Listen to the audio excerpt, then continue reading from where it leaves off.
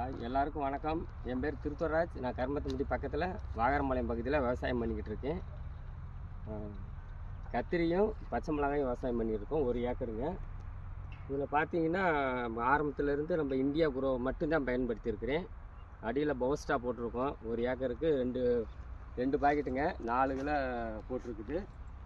ஓலிஃபும் 2 தடவை தான் கரைச்சிருக்கேங்க. 6 லிட்டர் கரைச்சிருக்கு.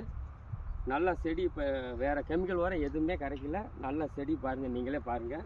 இது இந்த பக்கம் பூரா கத்திரி, இந்த பக்கம் பார்த்தீங்கன்னா இதுலேருந்து 1/2 ஏக்கரு பச்சை மிளகாய்.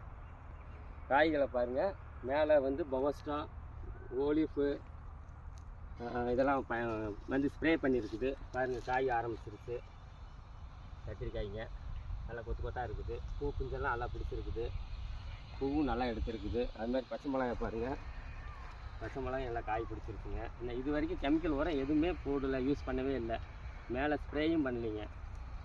நல்லா இருக்குது. அதனால் விவசாய பெருமக்கள் எல்லோரும் நம்ம இந்தியா குரோ மருந்தை வாங்கி பயன்படுத்துங்க. நல்ல ஒரு ரிசல்ட்டு எடுக்கலாங்க. வணக்கம்.